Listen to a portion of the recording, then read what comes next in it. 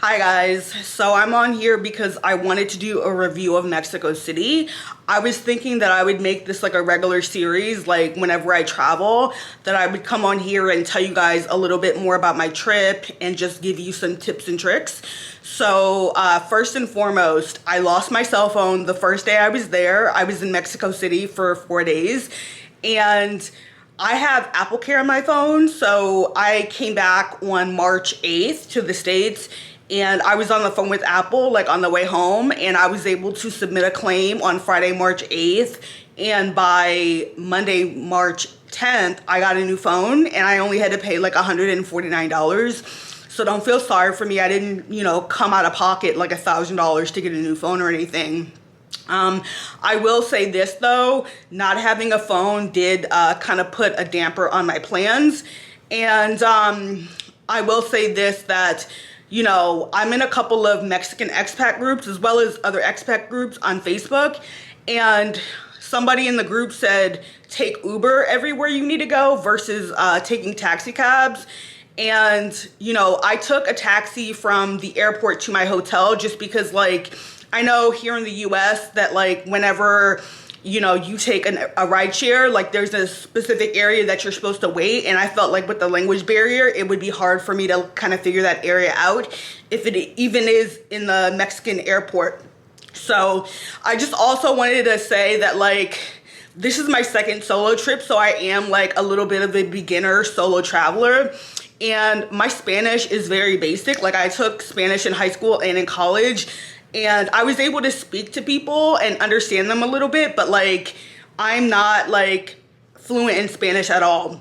So I came to the hotel, and my room wasn't ready, so I went out to do some exploring, and I went to a taqueria, and the hotel called a cab for me because for some reason my internet wasn't working, and I had spoken to AT&T, which is my service provider, and they said that you have free calls and internet and texting in Mexico, but like when I got there I had no service. So that was strange, and I did look into getting an eSIM, but I figured since I didn't have to pay extra for internet or cell phone service that I would just go in there without a SIM or something. So they called me a cab to go to the taqueria, and then I ended up going to a churro shop after that, and I talked to the guy and I was like, hey, pick me up in 30 minutes from the taqueria, and then pick me up. I think I misread the time. I said 3:30, pick me up at 3:30 instead of 2:30, or 2:30, because he dropped me off at like 2 o'clock. So I was like, I don't want to sit here for another hour, so let me just try to find a cab. So I was leaving the churro shop, which I actually didn't get on camera. I did film it on my cell phone though. And I got into this guy's cab, and it was a CDMX official taxi cab, right? It wasn't like an unmarked taxi. So I got in, and it's strange because out of all the taxis that I ridden, only 2 of them had meters in them. Most people just have taxis, or they were an official CDMX taxi cabs, but they weren't like, they didn't have like meters in them. They just had like Google Maps, and then they would charge you based on the kilometers. So I got into this cab. He takes me to the hotel. I put my phone on the seat beside me, and I got out when we got to the hotel. Like, I paid, and I went into the lobby, and I realized my cell phone wasn't in my purse, and then I darted back into the street, and he was like gone. So I had planned on using Uber to get to where I was going, but I ended up using taxis a lot more, and I was paying tourist prices. There's no other way to say it. And it's interesting because when I was on TikTok, which is where I planned most of my trip, like I have a playlist for Mexico City, and on my For You page, they must have known that I was like going to Mexico City. Their algorithm is unmatched.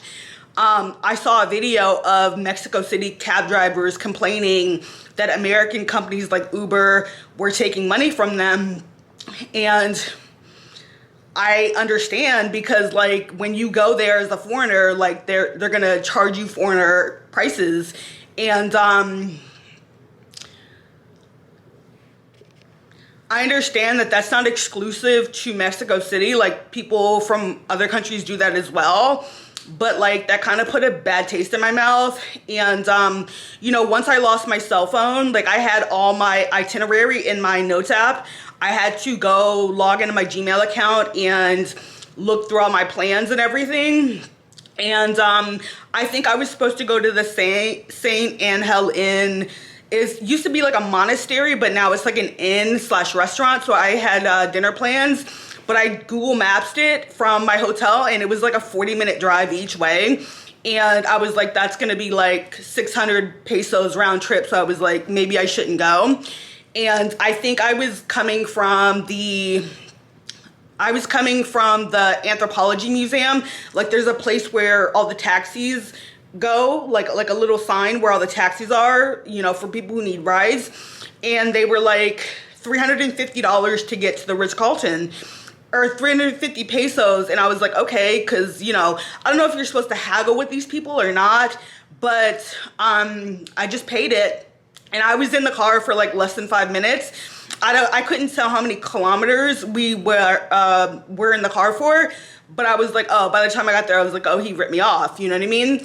And I know what you're thinking. Oh, like, you went to the Ritz-Carlton, like, you have money.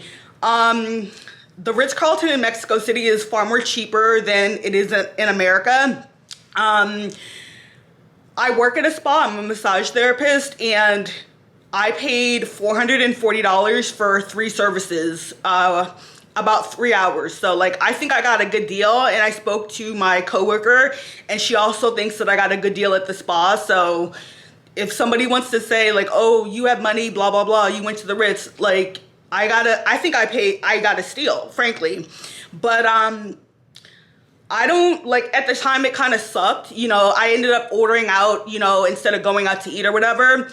I think I only went to Botanico, and you know, it sucked, but I'm not upset. I just know that, like, next time I go back to Mexico City, like, I need to be more self-aware and maybe not, you know, leave my phone in the car, or just put it on the seat, you know, hold it in my hand, put it in my bag, what have you.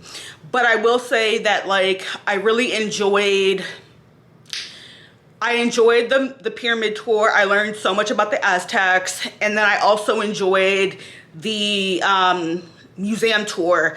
And I kind of want to go back because, like, we only went into like 10 rooms, and like the museum is like massive. Like, there's so much more to see.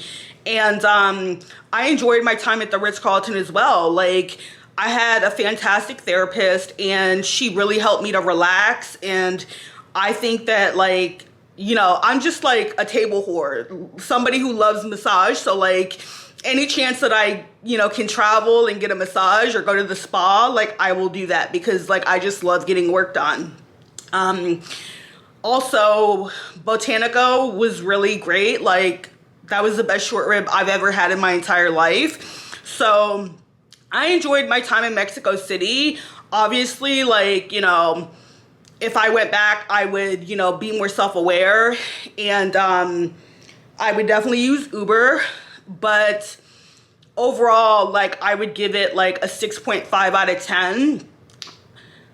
Am I rushing back to Mexico City? No, but I think that, like, I'm not going to stop, you know, my phone getting stolen from me going there ever again. I think there's so much more to explore, and I probably will go back sometime soon. So thank you so much for watching this video, and stay tuned for more content.